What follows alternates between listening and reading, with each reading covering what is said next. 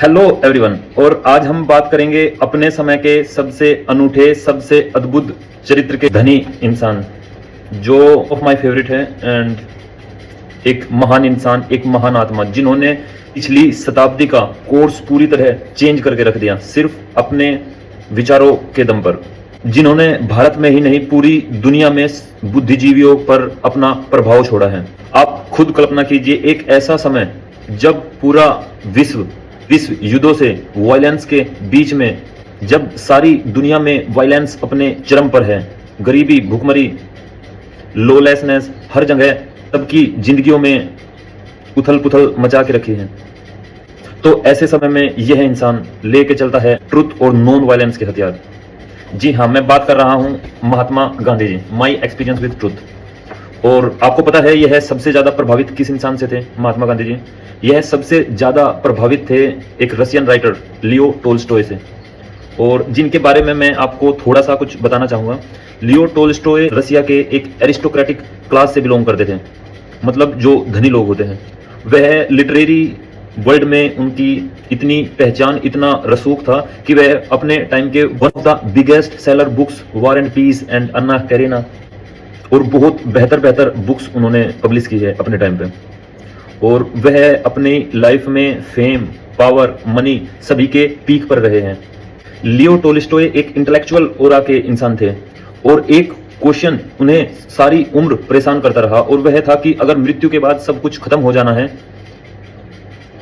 तो फिर जीवन का मूल्य ही क्या है? फिर तो जीवन बस एक दुखद चुटकुले जैसा है अगर मृत्यु के बाद सब खत्म हो जाना है। उन्होंने इस सवाल का जवाब ढूंढने के लिए, इस सवाल की तह तक जाने के लिए लिटरेरी का रूट लिया। उन्होंने दुनिया के तमाम बड़े बड़े इंटेलेक्चुअल्स को पढ़ा, उनसे सीखा, उनसे जानने की कोशिश की कि आखिर जिंदगी का अर्थ क्या है अगर मृत्यु के बाद सब खत्म हो जाना है। तो जब वह संतुष्ट नहीं हुए उनके जवाबों से, तो उन्होंने साइंटिफिक वे लिया। बड़े बड़े साइंटिस्ट से, फिजिसिस्ट से उन्होंने कंसल्ट किया, उनसे पूछा। वह तब भी संतुष्ट ना हुए, उन्होंने रिलीजन का रूट लिया। उन्होंने बड़े बड़े धर्म गुरुओं, तो बड़े रिलीजियस के जानकार थे, उन लोगों से पूछा, तो भी वह संतुष्ट ना हुए। उन्होंने रेशनलिस्ट, एग्जिस्टेंशियलिस्ट, एब्सर्डिस्ट सभी तरह के विचारों से निकलकर जब उन्हें संतुष्टि नहीं मिली, उन्हें यह क्लियरिटी नहीं मिली कि लाइफ का आखिर मतलब क्या है, तो वह घूमने के लिए चल दिए, दूर निकल गए अपने शहरों से, कहीं दूर गांव में। तो उन्होंने लोगों को देखा, ऑब्जर्व किया। उन्होंने देखा कि कैसे लोग जिनके पास में मनी नहीं है, फेम नहीं है, पावर नहीं है, स्टेटस नहीं है, बहुत ही सामान्य से ऑर्डिनरी आदमी अपनी लाइफ जीते हैं, अपनी लाइफ को मीनिंग देते हैं। उन्हें कोई मतलब नहीं है कि इंटेलेक्चुअल क्या थिंकिंग करते हैं, साइंटिफिक बड़े बड़े साइंटिस्ट क्या थिंकिंग करते हैं, एग्जिस्टेंस के बारे में लोगों के क्या थॉट्स है, क्या विचार है। बस वह लोग सिंपल है और अपने ही ढंग से लाइफ को उन्होंने मीनिंग दिए हैं। Way through love, through connection, through relationships अपने आप को, अपनी लाइफ को उन्होंने मीनिंग दिए है और पीस के साथ में रहते हैं। तो लियो टोल्स्टॉय को यह बात बहुत खटकी कि ऐसा कैसे है कि बहुत जो इंटेलेक्चुअल जो लोग हैं, जो बहुत बड़े साइंटिस्ट है और जो बहुत फेम है, जिनका बहुत पैसे है, वो लोग और ज़्यादा परेशान रहते हैं इस चीज़ को लेकर कि लाइफ का मीनिंग क्या है और मरने के बाद क्या होगा। और जबकि ये लोग हैं, इनको ज़्यादा ना फिक्र है ना ज़्यादा परवाह है, जो होगा हो जाए। उन्होंने अपनी लाइफ में यह एक कंक्लूजन निकाला कि लाइफ कोई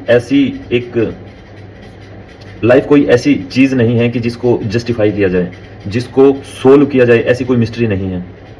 लाइफ को तो जिया जाए, हर पल में जिया जाए। लाइफ में हमें एब्सोल्यूट मीनिंग सर्च करने के पीछे नहीं भागना चाहिए। लाइफ में हमें शैडो को चेज नहीं करना चाहिए, जो शैडोज है like money, fame, power, status, क्योंकि ये सब यहीं पे रह जाना है, सब हमें छोड़ देना है एक दिन, और ये किसी काम भी नहीं आएगा अगर हम अपनी लाइफ को, अपने मन में हम पीस इस्टेब्लिश ना कर पाए, हम खुद से अपने आप को एक पर्पस, एक मीनिंग ना दे पाए। उन्होंने बताया कि किसी भी इंटेलेक्चुअल, किसी भी ग्रांड थ्योरी से एक्सप्लेन नहीं किया जा सकता। लाइफ एक मिस्ट्री है, उसे मिस्ट्री की तरह ही एम्ब्रेस करें। उन्होंने बताया कि हमें फेथ करना होगा, हमें अपने से बियॉन्ड जाके सोचना होगा। जिनके पास में फेम होता है, जो पावरफुल लोग हैं, स्टेटस है जिनका, वो लोगों का ईगो बड़ा होता है। मतलब वो लोग खुद को कुछ मानते हैं, जो उन्हें डराता है, जो उन्हें मौत से डराता है। लेकिन जब हम दूसरों के लिए जीना शुरू करते हैं, जब हम अपने आप को सरेंडर करते हैं दूसरों की सर्विस में, तो हम कुछ ऐसा करते हैं जो लार्जर देन आवर सेल्फ हो, लार्जर देन अस, और तब हमारी लाइफ को मीनिंग मिलता है। जैसे कोई किसान है, वह अपने लिए तो नहीं उगाता सिर्फ, जैसे माँ है वो किसी बच्चे का ख्याल अपने लिए तो नहीं करती, अपनी खुशी के लिए सिर्फ। जैसे कोई मजदूर है, वह बिल्डिंग इसलिए तो नहीं बनाता कि वह उस बिल्डिंग में रहेगा, वे लोग दूसरों के लिए काम करते हैं, और जीवन की वास्तविक खुशी दूसरों की सर्विस में ही है। और यहाँ से महात्मा गांधी जी ने सीख लिया, और उन्होंने पूरा जीवन डेडिकेट किया गरीबों की, शोषितों की, पीड़ितों की सर्विस में। और यहीं से हमें भी सीख लेनी चाहिए, क्योंकि ये सवाल आधारभूत सवाल है कि जब मौत के बाद सब कुछ खत्म हो जाना है, तो फिर जीवन का मतलब क्या? अंत में लियो टोल्स्टॉय ने अपना घर, अपना पैसा, अपना रसूख सब छोड़ दिया, और वह कहीं दूर गांव में जाकर खेती करने लगे, और जो आसपास के जो गरीब लोग थे उनकी मदद करने लगे, और ऐसे उन्होंने अपना जीवन बिताया। यह कहानी बहुत गहरी है अगर हम इससे सीखें। हमें कुछ लार्जर देन आवर सेल्फ करना होगा, कोई पर्पस ढूंढना होगा। ये कोई रिलीजन या फेथ को मानने की बात नहीं है, वो सब अपनी जगह है, अपनी चीजें हैं। हमें अर्थ ढूंढना होगा, क्योंकि जब तक हम अपनी लाइफ को मीनिंग नहीं देंगे, लाइफ को पर्पस नहीं होगा लाइफ का, तब तक हम क्वाइट पीस में नहीं रह सकते। तब तक हर छोटी छोटी बातें हमें परेशान करती रहेगी, क्योंकि हमारा बड़ा पर्पस, बड़ा गोल लाइफ का क्लियर ही नहीं है। जीवन का अर्थ किसी किताब में पढ़कर आप नहीं सीख सकते, किसी से सुनकर आप नहीं सीख सकते। जीवन का अर्थ हमें खुद खोजना है, अपने जीवन का अर्थ। जैसे लियो टोल्स्टॉय ने खोजा, जैसे महात्मा गांधी ने खोजा, ऐसे ही हमें अपने जीवन का अर्थ खुद खोजना है। बहुत बहुत धन्यवाद सभी का, थैंक यू सो मच।